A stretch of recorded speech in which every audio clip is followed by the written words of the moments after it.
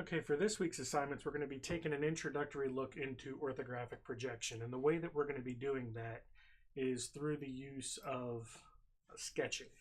Sketching is a pretty vital talent to have as a designer, and it helps you to be able to really get all of the information that you need into thoughts on paper. Now, the way that we're going to do this, you can either use an engineering computation pad, you can use graph paper, you can use blank paper, or you can use regular notebook paper, provided that the ruled lines are not very dark. Once you guys complete this week's assignments, what I would prefer that you do is just upload all of the images to Blackboard. You can either scan them in, take pictures with your camera phone, or if you want to drop off paper copies, you can drop off paper copies either to my office, room 422 in Hastings, or 322 in Hastings Hall. You can slide them under my door, or you can take them to the division office, room 321, and you can put them in my mailbox. For all of the assignments that we're going to be dealing with orthographic projection, they're going to be in what's known as default isometric view. So when we take a look at this view right here, looking in from this direction will always be the front view. Looking in from this direction will always be the right side view, and looking straight down at this thing will always be the top view.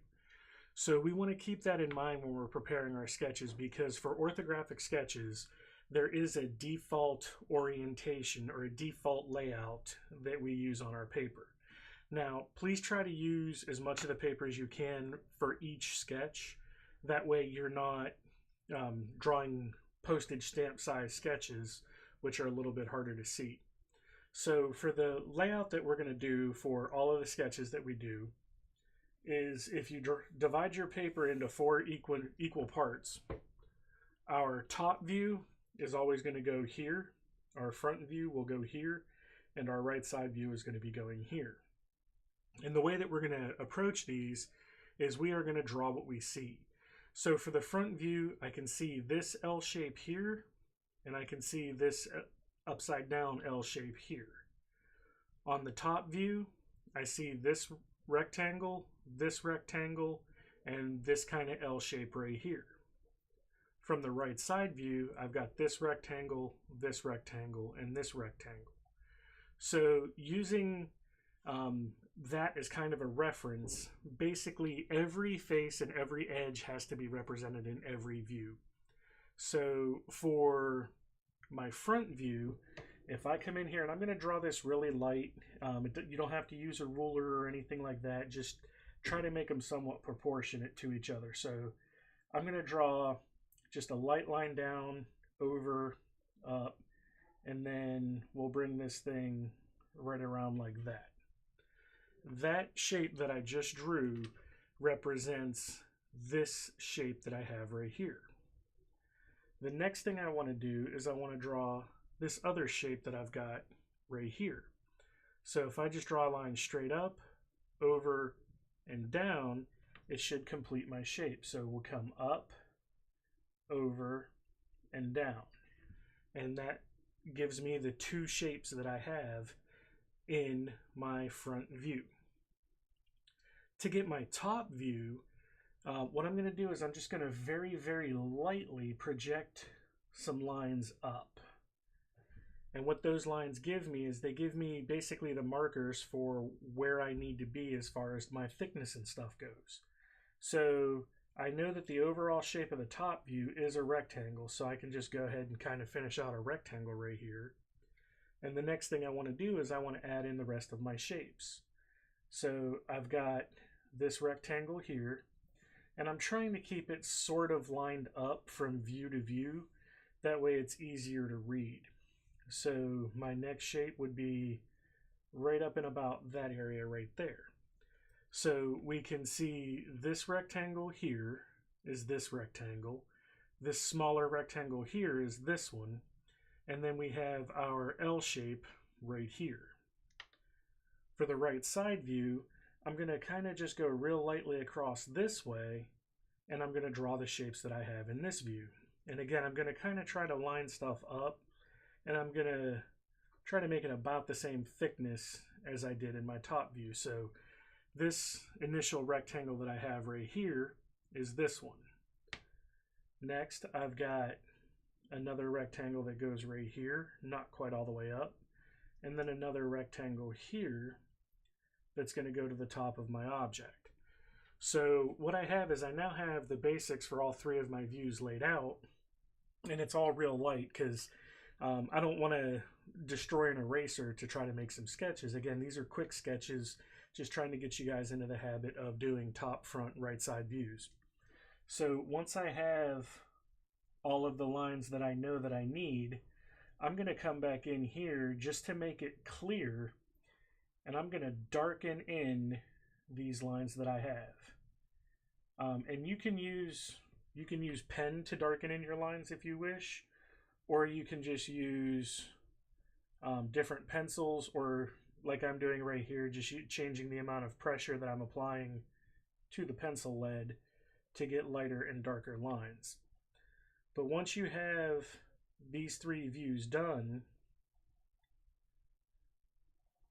and darkened in, what you're going to notice is you can still see the really light lines that I have on my page, but they're light enough that it doesn't really matter that those lines are there. So I'm not even going to bother to erase those.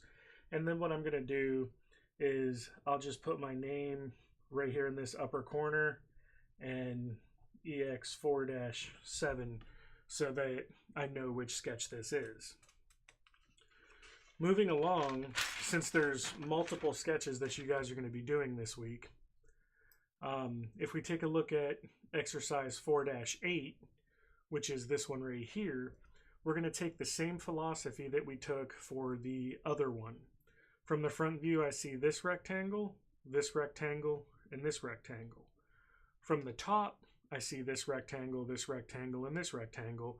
And from the right side, I kind of see this weird bent shape. So if I come in here and draw my 4 squares to just kind of line this thing out, I know that this segment right here and this segment right here are about the same length. So real lightly, I'm just going to draw a rectangle down here, just so that I can get kind of a baseline for what I need. And then I've got that top rectangle and then the bottom piece, and those are connected over here by this piece. So this line over here is not going to be a line that's going to be darkened in when this is complete. When I go to my top view, I can kind of do the same thing as far as just laying out where these rectangles are going to be. So we've got this rectangle here, we've got this rectangle here, and again, we've got this rectangle here. The right side view is going to be a little bit different just because of how bent this shape actually is. So what I'm going to do over here is I'm going to draw that same rectangle to kind of get started. It's easiest to sometimes put these things in a box and then go ahead and make the changes to the shape. So this comes in over here, and then it goes up, and then it comes back over, and then it goes up again. And then over here we have it going up and then straight out. So this shape right in here is the shape that I'm looking for. Now, the thing that I need to realize here is not every edge is visible. For example, if we take a look at this edge, or this corner point right here, this corner point right here is behind this face. So in my front view, I have to have a way of showing that edge. It's going to be the same thing. This edge still exists in my top view, but it's hidden by this edge. So the first thing I'm going to do is I'm going to go ahead and darken in the views that I have, or darken in the lines that I have, because these represent the shape of my box, or the shape of the part.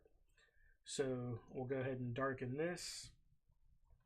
We'll go ahead and darken this. And again, if I was doing technical sketching right now, I would probably be using a ruler so that all of my lines would be nice and straight. But for the purpose of rough sketches, you don't necessarily need to do that.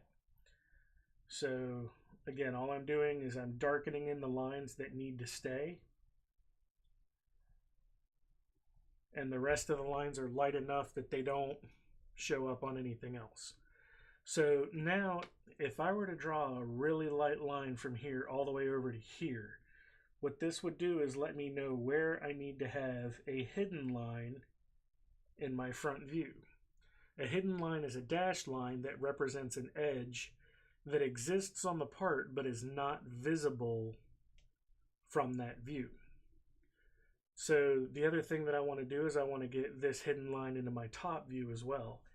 And one of the things that we'll be talking about later is the 45-degree line rule. If I were to draw a line out this way and a line straight up, and then a line that's 45 degrees, I can actually take and project things up to that 45-degree line and straight over. And then what that gives me is the location for my hidden line in this view. So again, I can just come in here and put my name and the exercise, and this one is complete. So just to recap what the hidden lines are, is there is an edge that exists right here. It is this edge right here.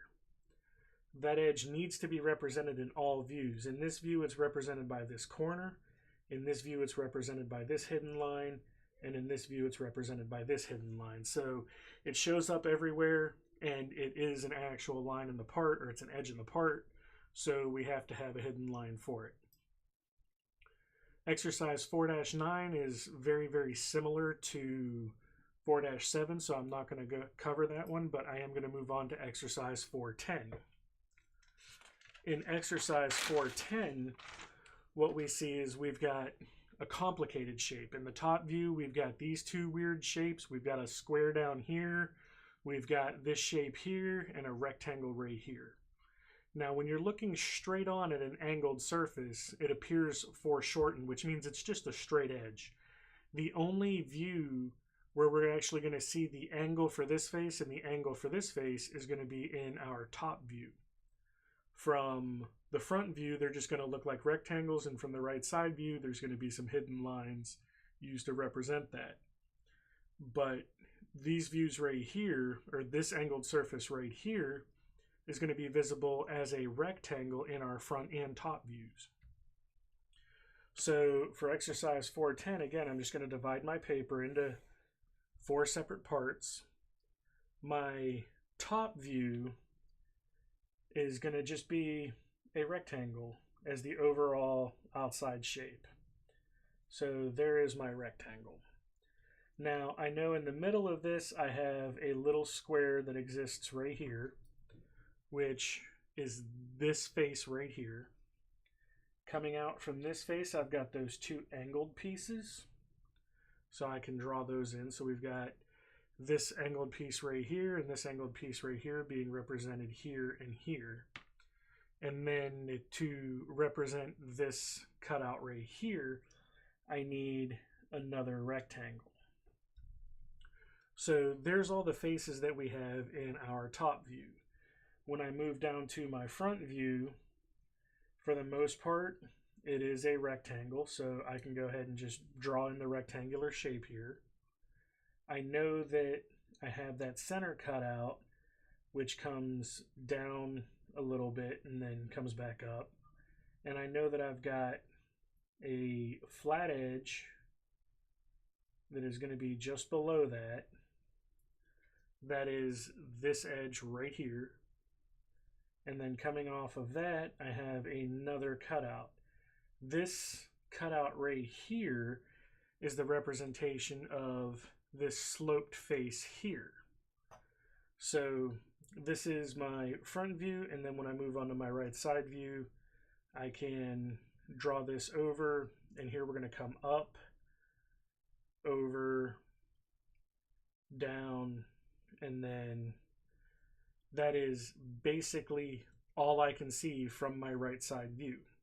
So with all of my visible lines done, I can go ahead and darken in this sketch as it is.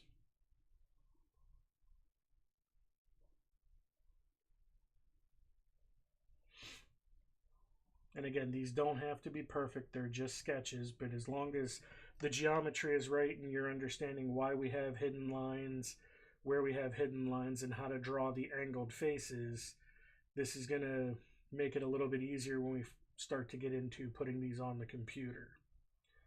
So here we have all of our visible edges on our part.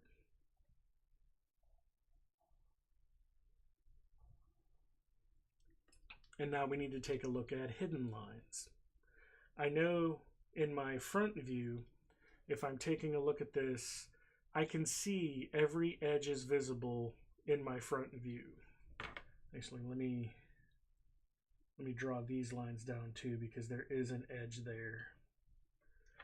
So all of these edges are visible in my front view, so I don't have any hidden lines in the front. From the top down, again, everything is visible, so I don't have any hidden lines in my top view. But in my right side view, I have to show this angled face, which is going to be a hidden line right there.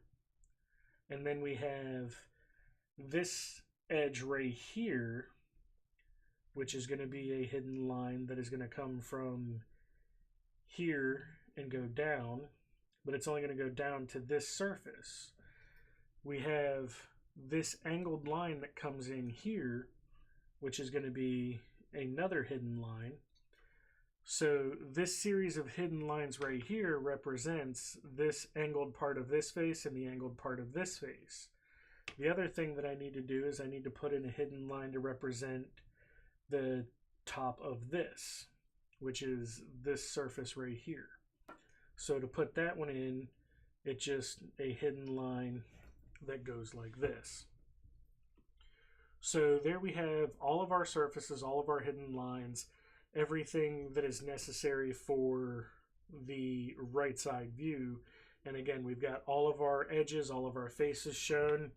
And again, I'm just going to go ahead and put my name on here and the exercise number so that I know which one it is. So this is exercise 4-10.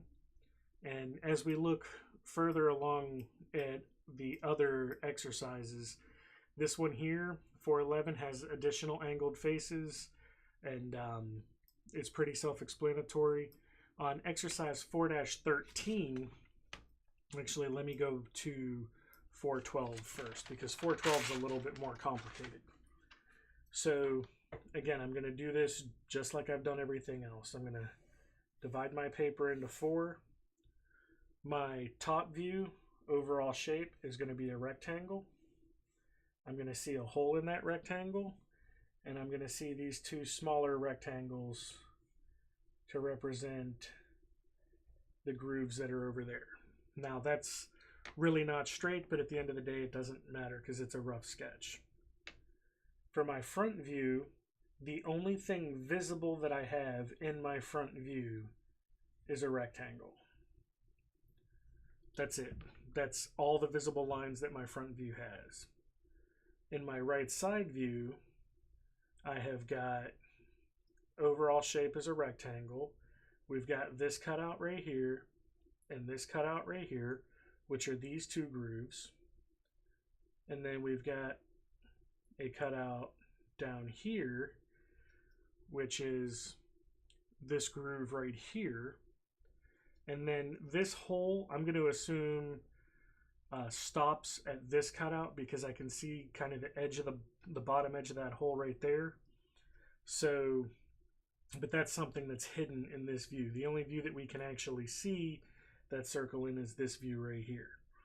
Now, as I darken in these lines, just as an attempt to make this a little bit straighter, some of my original sketch lines may get a little bit obscure because I'm not necessarily going to follow them perfectly, just because I want to kind of straighten things up a little bit.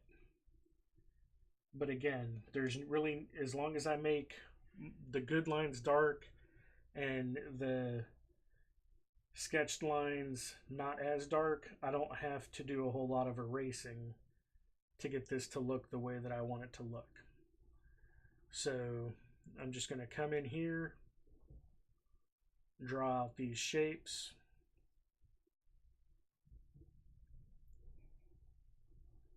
and this is my top, my front, and my right side views, all visible lines being shown. Now, as far as hidden lines is concerned, there's a lot of hidden lines. I'm going to go ahead and just draw in real lightly the corner point, which is the bottom of the bottommost line of the top view, and the leftmost line of the right view gives me that, and that's where I can project my 45-degree line from. This is called a miter line, and it's used in orthographic projection to project lines, surfaces, and features from the top view to the right side view. So at this point, I want to draw some tangent lines from my circle over and then down so that I know where those are. And these lines right here represent the outer extents of that hole. This lets me know where my hidden lines are for that hole in that view. For the top view, I can project these straight down. Now the other thing I need to do is project this over, and project this over. And this is going to give me all of the information that I need to get all of my hidden lines in here. So this is going to be the hidden line that represents the bottom of these two grooves. The hidden lines that represent this cutout are going to go right here.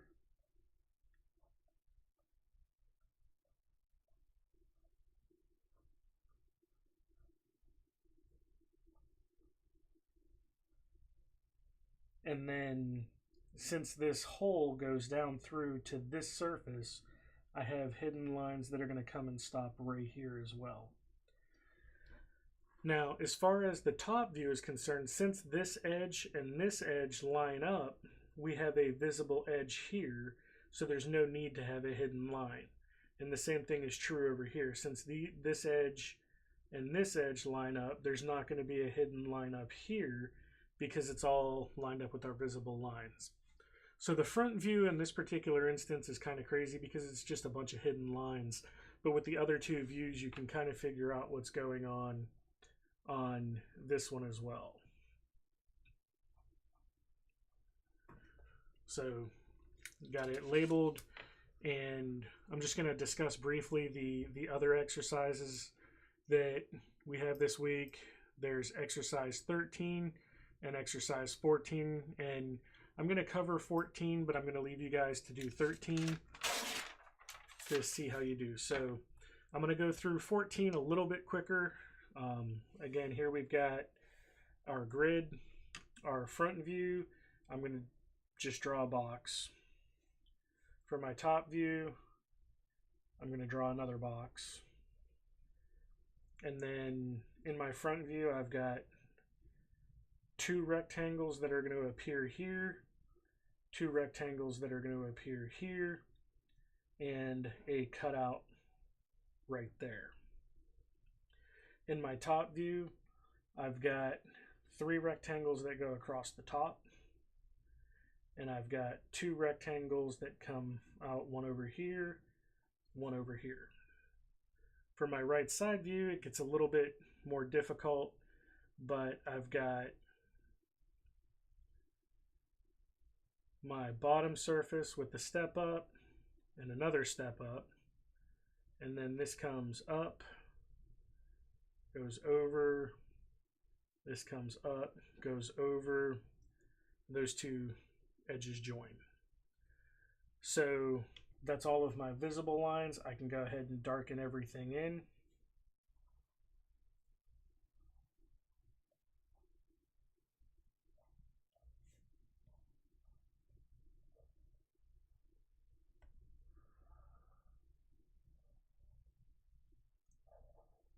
In case anybody's wondering, this is a 0.9 millimeter pencil.